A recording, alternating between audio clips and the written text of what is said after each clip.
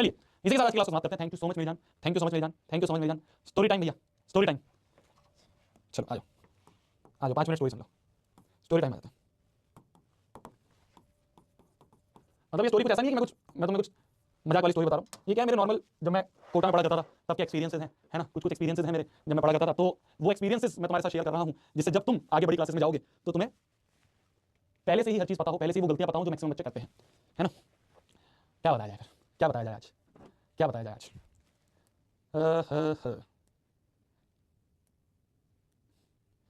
तो मैंने तुम्हें पिछली क्लास में बताया था कि मेरे मैथमेटिक्स में जो मेरी कोचिंग था, जब मैं जेई की कोचिंग करता था, तो जेई की कोचिंग में मेरे मैथमेटिक्स के टेस्ट में -1 नंबर आए थे, है ना। मैंने तुम्हें बताया था सबसे पहला टेस्ट जो था मेरा उसमें मेरे -1 नंबर आए थे। अब जब वो -1 नंबर आए ना, तो पता नहीं क्यों मैंने देखा यार मेरे आसपास वाले बच्चे जो सबके अच्छे नंबर आ रहे हैं, मेरे -1 क्यों आए, है ना। मैंने देखा यार कुछ बच्चे ऐसे हैं, क्योंकि क्या है, जो जेई का एग्जाम होता है ना, आज थोड़ा तुम्हें अच्छे समझ में आएगा, जो बच्चे जितने बच्चे भी हैं जो जेई के लिए आगे सोच रहे हैं करने की, जो जेई का एग्जाम होता है ना, जेई मेंस का एग्जाम अगर मैं बात करूं, तो जेई मेंस का जो एग्जाम होता है, जेई 2 पार्ट में होता है। जेई के 2 पार्ट होते हैं, 2 स्टेप्स होते हैं। पहला स्टेप होता है जेई मेंस, जो बच्चे जेई मेंस क्वालीफाई करते हैं वो बच्चे जाते हैं जेई एडवांस का देने। तो हमारी कोचिंग में दोनों टाइप के टेस्ट होते थे, कभी जेई एडवांस का टेस्ट होता था, जेई एडवांस लेवल का मतलब हाई लेवल का, कई बार जेई मेंस लेवल का टेस्ट होता था। तो जो पहला टेस्ट था जेई मेंस लेवल का था, जेई मेंस जो है उसमें मैक्सिमम मार्क्स जो होते हैं वो 360 होते हैं, ठीक है। तो हमारा भी 360 नंबर का पेपर था, और मैंने देखा मेरी क्लास में बच्चों के 340 आ रहे हैं, 350 नंबर भी आ रहे हैं, 355 नंबर भी आ रहे हैं, 250 नंबर भी आ रहे हैं, है ना। तो मैं तो मैथ्स में -1 पे था। मैंने ये सोचा कि यार ऐसा क्या मैं गलतियां कर रहा हूँ कि मेरे इतने नंबर आए हैं। मेरे आसपास वाले जितने दोस्त थे सब इतने अच्छे अच्छे नंबर लाए हैं। एक हमारा ग्रुप था जिसमें काफी अच्छे अच्छे टॉपर्स जो होते हैं वो सब थे दोस्त। तो उस ग्रुप में मैंने देखा 340, 350, 355, 356 ऐसे नंबर, और मैं बैठा हुआ था 120 में। फिजिक्स केमिस्ट्री मैथ्स तीनों के होते थे, मैथ्स में -1 थे, फिजिक्स और केमिस्ट्री में थोड़े नंबर थे, तो जिससे टोटल 120 हो गया था। तो मैं थोड़ा सा ऐसे परेशान हो गया, मेरे को ऐसा लगा पता नहीं यार क्या हो रहा है। और उस परेशानी में पता नहीं मेरे दिमाग में क्या सूझी, और मैं नाई की दुकान पे गया। मैंने कहा बाल उड़ा दे मेरे, पता नहीं क्या हुआ है, मतलब है बहुत बचपन वाली बात या क्या है, और मैं गंजा हो गया। तो मेरी फोटो भी है, अगर फोटो देखना चाहोगे, पता नहीं है नहीं फोटो, एक बार देखता हूँ मैं, पता नहीं क्या सूझी मेरे दिमाग में। मैंने कहा मैं गंजा हो गया, पता नहीं क्यों। अभी तो है नहीं, एक फोटो है ये, मतलब इसमें बिल्कुल गंजा तो नहीं दिख रहा हूँ मैं, बट हाँ थोड़े थोड़े बाल दिख रहे हैं, और गंजा होने के बाद जो थोड़े थोड़े बाल आते हैं ना उस टाइप के बाल दिख रहे हैं। ये देखो, इसमें तुम्हें दिख रहा होगा, मतलब इसमें जो फोटो है, इस फोटो में ऊपर लिखा भी हुआ है, ये देखो ये फोटो है। दिख जा बेटा, आजा आजा, हाँ ये फोटो देखो, कोटा ऊपर लिखा है, कोटा डेट टाइम कुछ लिखी होगी ऊपर, दिख रहा है, हाँ ये दिख रहा है कोटा। तो ये फोटो है, इसमें मैं गंजा हो गया था, और गंजा होने के बाद मेरे ऐसे ऐसे बाल थे, छोटे छोटे से आ गए थे। तो पता नहीं क्यों, मुझे भी नहीं पता कि क्यों हो गया था। और ऐसे बहुत डिप्रेशन वाला सीन में आ गया था कि मैं देखा था आसपास वाले बच्चे बहुत अच्छा कर रहे हैं और मैं इतना अच्छा नहीं कर पा रहा हूँ, मैं इतना मेहनत मेरी पूरी चल रही है पर फिर भी नंबर नहीं आ रहे हैं। तुम्हें भी ऐसा फील हुआ होगा बहुत टाइम तक, या कई बार ऐसा फील होता होगा कि यार भैया हम अपना मैक्सिमम देते हैं, हम मेहनत तो पूरी करते हैं पर हमारे नंबर नहीं आ रहे। होता है ऐसा, होता है ऐसा कि भैया शायद जो क्लास का टॉपर है वो भी इतनी मेहनत नहीं कर रहा होगा, वो भी इतने घंटे नहीं पढ़ रहा होगा जितने घंटे मैं पढ़ रहा हूँ, मैं पढ़ रही हूँ, फिर भी उसके ज़्यादा अच्छे नंबर आ रहे, मेरे नहीं आ पा रहे हैं। इसका रीज़न क्या है? तो मैं भी यही देखता था। फिर क्या हुआ, मैं गंजा हुआ, तो गंजा होने के बाद मेरे एक टीचर थे, और वहाँ पे फिजिक्स के जो टीचर थे हमारे, उन्होंने मेरे को देख लिया कि कल टेस्ट हुआ था, उसका रिजल्ट आया और ये बच्चा गंजा हो गया, ठीक है। तो उन्होंने मेरे को बुला के पूछा कि क्या हो गया, क्या है। और उन्हें लग गया बहुत तेज कि सर 360 नंबर का पेपर था, 360 नंबर के पेपर में 110 नंबर आए हैं, और क्या मुंह दिखाऊंगा मैं पापा मम्मी को। पापा मम्मी तो सोच के बैठे थे मैं आईटी में जाऊंगा, यहाँ तो मेरे नंबर ही नहीं आ रहे हैं भैया, और सर मैं घर पे क्या नंबर भेजूँ, घर पे नंबर भेजूंगा तो और डांटेंगे। तो इस तरह से खूब रोया उनके सामने, खूब। तो उन्होंने मेरे को एक चीज़ बोली कि शोभित देख, पहली चीज़ तो ये है कि रोने से कुछ नहीं होगा, ठीक है। अभी सिर्फ 2 ही महीने बीते हैं, 2 या 3 महीने बीते हैं। ये देख कि बाकी बच्चे जो हैं वो ऐसा क्या कर रहे हैं जो तू नहीं कर रहा है। तो मैंने कहा सर मैं तो पूरी मेहनत कर रहा हूँ, मतलब मैं तो सुबह से शाम तक बस बैठा ही रहता हूँ, और कभी ये बुक कर रहा हूँ, कभी वो बुक कर रहा हूँ, ये कर रहा हूँ, वो कर रहा हूँ, पर सर मेरे नंबर ही नहीं आ रहे। तो मैंने कहा कोई बात नहीं, टेंशन मत ले, तू देख अपना टाइम दे इसमें और मेहनत कर। तो मैंने क्या करा, मैंने कहा ठीक है सर, मेरे अंदर थोड़ी सी मोटिवेशन आई, तो मैंने सोचा ठीक है चलो और मेहनत करता हूँ। तो फिर और बुक्स लगानी शुरू करी, है ना, अलग अलग टाइप के क्वेश्चन सॉल्व करे, अलग अलग टाइप के बुक्स लिया भाई साहब, भर भर के मैं अलग अलग बुक्स आती थी वहाँ पे जेई नीट की, जेई की मैं तो जेई की तैयारी करता था, तो जेई की अलग अलग बुक्स आती थी, मैंने बहुत सारी बुक्स पढ़ ली। मैथ्स की एक मोटी बुक आती थी एमएल खन्ना की, वो उठा लाया किसे सॉल्व करूंगा। फिजिक्स की एक बुक आती थी सिंगेज नाम की, इतनी मोटी बुक है फिजिक्स की, वो उठा लाया, वो सॉल्व करूंगा, एचसी वर्मा सॉल्व करूंगा, है ना। केमिस्ट्री की एक आती थी ओपी टंडन नाम से आती थी केमिस्ट्री की, वो उठा लाया, इतनी मोटी बुक है, सॉल्व करूंगा। मतलब 10-12 हज़ार रुपये मैंने बुकों में खर्च कर दिए कि सारी बुक सॉल्व करूंगा। तो मैंने सारी बुक्स जितनी इतनी में से सॉल्व होती थी उतनी मैंने सॉल्व करी, और फिर 2 महीने बाद मेरा टेस्ट था। 2 महीने बाद मैंने सोचा मैंने मेहनत करी और अच्छे से, मतलब ऐसा सीन हो गया था कि शायद मैं 3-4 घंटे सो रहा था दिन में, मैं पागल हो गया था। मैं बिल्कुल एकदम ऑनेस्ट बताऊं, पागल हो गया था। मैंने कहा कि मेहनत करनी है यार, ठीक है। जा रहा हूँ 5 मिनट में मेस में जाता था, मेस में खाना मिलता था, 5 मिनट में खाना खाया, वापस आ गया और बुक सॉल्व कर रहा हूँ, ये कर रहा हूँ, वो कर रहा हूँ। 2 महीने बाद टेस्ट हुआ, 360 नंबर का टेस्ट हुआ, 360 में से नंबर आए मेरे 140, 20 नंबर बढ़ गए, है ना। फिर मैं और डिप्रेस हो गया, यार ये क्या हो गया यार, इतनी बुक सॉल्व करी, इतना कुछ करा, नंबर ही नहीं बढ़े। फिर मैं सर के पास गया, मैंने कहा सर अब तो इस बार तो देखो मैं इतनी सारी बुक्स भी थी, इतनी सारी बुक्स भी सॉल्व करी, फिर भी नंबर नहीं आया सर, अब क्या करूँ इससे ज़्यादा। मैंने बोला सर काफ़ी टॉपर्स ऐसे हैं जिन बच्चों के 360 में से 300 300 350 नंबर आ रहे हैं, उन बच्चों को मैं देखता हूँ खेलते भी हैं, है ना, वो आराम से 8-8 9 घंटे की नींद भी ले रहे हैं। यहाँ मैं 4 घंटे की 5 घंटे की नींद ले रहा हूँ, ऐसा कर रहा हूँ कि 2 घंटे सो रहा हूँ, 2 घंटे उठ रहा हूँ, 2 घंटे सो रहा हूँ, 2 घंटे उठ रहा हूँ, फिर भी सर मेरे नंबर नहीं आ रहे। वो लोग तो सर सिर्फ 3-4 घंटे पढ़ते होंगे दिन में, मेरे दिन में अगर 24 घंटे में से मैं अगर 18 घंटे उठा हूँ तो 18 घंटे में से मैं 17 घंटे पढ़ रहा हूँ। मैं तो मतलब तुम मानोगे नहीं, विश्वास नहीं करोगे, विश्वास शायद पब्लिक कर दूँ, तुम विश्वास नहीं करोगे, मैं अगर मैं कमोड पे बैठा होता था ना, तो मैं कमोड में भी बुक लेके बैठता था कि इस टाइम को भी वेस्ट नहीं करूंगा और पढ़ूंगा। तो सर इस बार तो आप देखो इतनी मेहनत करिए, सर जब भी नहीं हो रहा है। फिजिक्स वाले सर ने कहा मेहनत तो कर रहा है, पर मेहनत तो सही डायरेक्शन में नहीं कर रहा है। मैंने कहा, यार देखो ये जो तुम ज्ञानी बातें करते हो ना सर, ये नहीं समझ में आ रही है, और ठीक है देखा जाएगा जो होगा, और मैं तो ऐसे करता रहूंगा, तो ऐसे मेहनत करता रहूंगा। आगे कुछ महीना और 1-2 महीने और बीते, मैं इसी तरह से मेहनत करता रहा कि यार बुक सॉल्व कर रहा हूँ। फिर अगला टेस्ट हुआ, अगले टेस्ट के बाद मैं फिर वही 120, 130, 140 की रेंज मेरा। फिर मैं एक और टीचर के पास गया जो हमारे केमिस्ट्री के टीचर थे।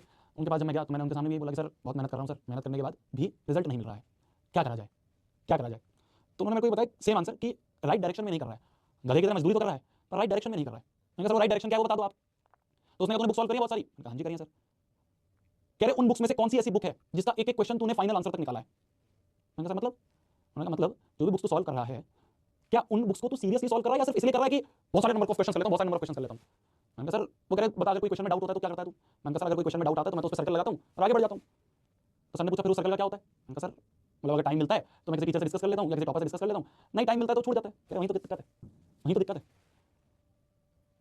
जो तेरे को क्वेश्चन आता है तो सिर्फ उसी टाइप के क्वेश्चन करे जा रहा है, जिस क्वेश्चन में तू अटक रहा है उस क्वेश्चन को तू इग्नोर करे जा रहा है, उस क्वेश्चन पे तू गोला लगा रहा है, गोला लगा के आगे बढ़ रहा है, जीवन भर ये गोला गोला रह जाएगा, कभी सॉल्व हो नहीं पाएगा। तो ये डिपेंड नहीं करता कि आप कितने नंबर ऑफ क्वेश्चन सॉल्व कर रहे हो, ये डिपेंड करता है कि अगर आप 10 भी क्वेश्चन सॉल्व कर रहे हो ना तो उस 10 क्वेश्चन को फाइनल आंसर तक लेके आओ। हमारी आदत होती है कि डाउट आ रहा है, ठीक है यार उस पे गोला लगाया और गोला लगा के हम अपने आप को सेटिस्फाई कर देते हैं कि वाह यार मैंने तो अटेम्प्ट करा था, मेरे से हो नहीं पाया, मैंने गोला लगा दिया। अरे वो गोला गोला ही रह जाएगा, फिर बाद में तेरे पास सेम टाइप का क्वेश्चन आएगा, फिर तू उसमें अटकेगा, फिर तू उस पे गोला लगाएगा, फिर 5 महीने बाद वापस वो क्वेश्चन आएगा, फिर तू उस पे गोला लगाएगा, फिर आगे बढ़ जाएगा और शायद वही गोले वाला क्वेश्चन तेरे एग्जाम में आ जाएगा, फिर तू कहेगा ये तो डाउट था, बस फिर हो गया। समझ मेरी बात को, समझ मेरी बात को। तो डिपेंड ये नहीं करता कि तुम कितनी क्वांटिटी ऑफ क्वेश्चन कर रहे हो, डिपेंड ये करता है कि तुम जितने भी कर रहे हो क्या उसको सही से कर रहे हो।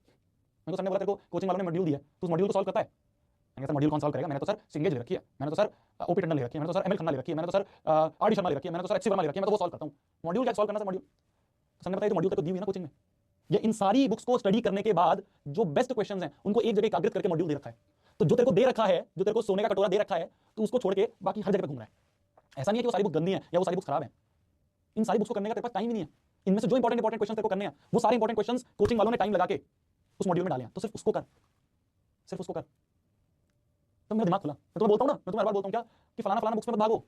तुम आर डी शर्मा सोचते हो है ना, तुम सोचते हो मैं आर एस अग्रवाल भी कर लूंगा, तुम सोचते हो मैं फलाना क्वेश्चन बैंक भी कर लूंगा, तुम सोचते हो मैं फलाना सैंपल पेपर भी कर लूंगा, उन सबसे कुछ फर्क नहीं पड़ेगा।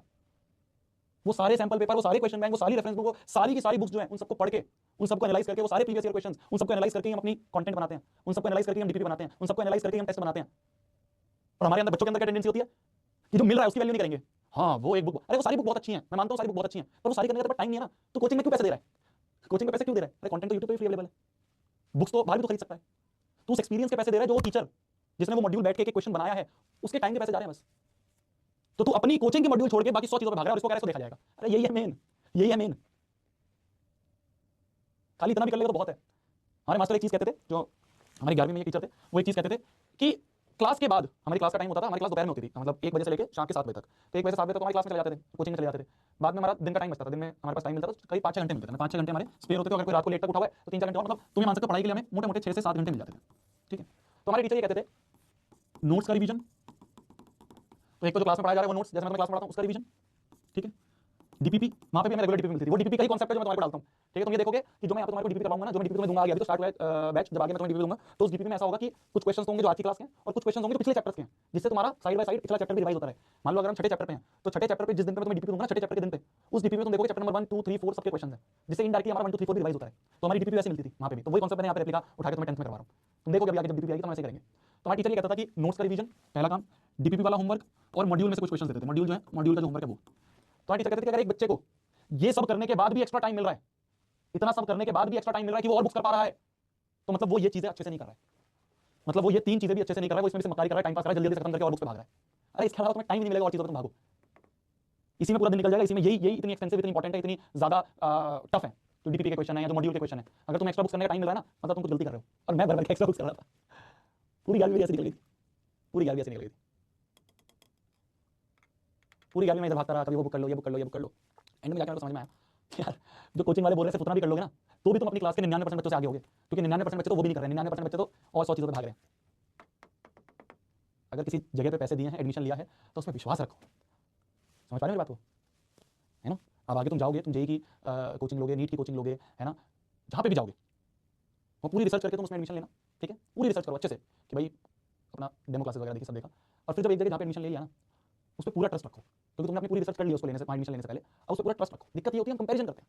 मैं भी यही करता था, मैं भी ये सोचता था कि यार वो बच्चा तो ये भी बुक कर रहा है मैं भी करूंगा, वो बच्चा तो ये बुक कर रहा है मैं भी करूंगा, उस बच्चे ने ये टेस्ट सीरीज ले रखी है मैं भी लूंगा, उस बच्चे ने ये मॉड्यूल ले रखे मैं भी लूंगा। मतलब कोटा में ऐसा होता है कि कुछ ऐसे शानदार बच्चे होते हैं, कुछ ऐसे खुराफाती बच्चे होते हैं जैसे मैं भी था, कि वो एक कोचिंग में, और वो क्या करते हैं उस कोचिंग पर तो विश्वास करेंगे नहीं, उसके अलावा वहाँ की और 5-6 कोचिंग के मॉड्यूल और खरीद लेंगे, पैसा खर्च करेंगे कि मैं तो सॉरी करूंगा। अबे जो तेरी कोचिंग के पहले उतनी कर ले, अगर तेरे को उसके बाद भी एक्स्ट्रा टाइम मिल रहा है तो कुछ गलती कर रहा है। मैंने पूरी 11 ये गलती करी। मैं तुम्हारी बार बोलता हूँ सिर्फ 3 चीजें करनी है, सिर्फ 3 चीजें, नोट्स रिवाइज करना है, जो होमवर्क दे रहा हूं वो करना है, और डीपीपी करनी है, बस और कुछ नहीं करना। जितनी 100 बुक्स तुम देख रहे हो, जितनी 100 सैंपल पेपर तुम देख रहे हो, जितने 100 क्वेश्चन बैंक तुम देख रहे हो ना, सारे हमने पढ़ रखे हैं। उन्हीं में से ही जो इंपॉर्टेंट होता है वो हम अपनी डीपीपी में अपने टेस्ट में डाल देते हैं। तो तुम इसको भी सीरियसली करोगे तो बहुत आगे चले जाओगे, क्योंकि मैक्सिमम बच्चे इस पर विश्वास नहीं रखते हैं। बच्चे वो ये ना grass is greener on the other side, हमें ऐसा लगता है उधर बहुत कुछ फायदा दिख रहा है, जहाँ पे हम आज बैठे हैं, जिस बेस्ट कोचिंग में आज हम बैठे हैं, वो तो टाइम पास है। बहुत सारी चीज़ें हैं ऐसी, मतलब बहुत सारे किस्से हैं ऐसे, बहुत सारे, मतलब मेरी फेलियर स्टोरीज हैं और कुछ नहीं है। बट कहा यह जाता है कि इस बात को ध्यान से समझना, एक फेलियर जितना तुम्हें सिखा देगा ना, एक फेलियर बंदा जितना तुम्हें सिखा देगा, उतना तुम्हें टॉपर नहीं सिखा पाएगा। क्योंकि टॉपर तो टॉप करने के तरीके ढूंढ रहा है ना, टॉपर के पास तो टॉप करने के तरीके हैं। जहाँ डिस्ट्रैक्शंस होती हैं, जहाँ गलतियाँ होती हैं, वो सिर्फ फेलियर्स को पता होता है, वो सिर्फ फेलियर्स को पता होता है। एक्सपीरियंस देखिए ना तुमने, एक्सपीरियंस में वो थे संदीप भैया, है ना, वो उसको कैसे गाइड कर देते हैं अच्छे से, क्यों? क्योंकि उनको पता है गलतियाँ कहाँ करते हैं बच्चे, उनको पता है गलतियाँ कहाँ होती हैं। टॉपर नहीं बता पाएगा गलतियाँ, फेलियर ज़्यादा अच्छे से बता पाएगा कि देख भाई यहाँ गड्ढे हैं, इन सारे गड्ढों से निकल जाइए, ना बहुत दिक्कत आती है। ठीक है, आज के प्रवचन यही खत्म करते हैं, आज के प्रवचन यही खत्म करते हैं। मेरा गोल ये है यार, तुम टेंथ में तो तुम, अगर तुम सिर्फ नेक्स्ट टॉपर्स पे भरोसा कर रहे हो ना, तुम हम 4-5 लोग 6 लोगों पे भरोसा कर रहे हो, अगर हम हमें फोकस कर रहे हो, टेंथ तो तुम निकाल दोगे बहुत आराम से। मुझे डर है तुम्हारी 11वीं का, बाकी और लोग तुम्हें इतना ज्ञान नहीं देंगे, तुम देखोगे इतनी सारी चीज़ें नहीं बताएंगे, उनका काम नहीं है, उनका तो ठीक है यार नौकरी कर रहे हैं नौकरी कर रहे हैं बस, आज की क्लास ली, आज की क्लास लेके चले गए, उनका तो हो गया।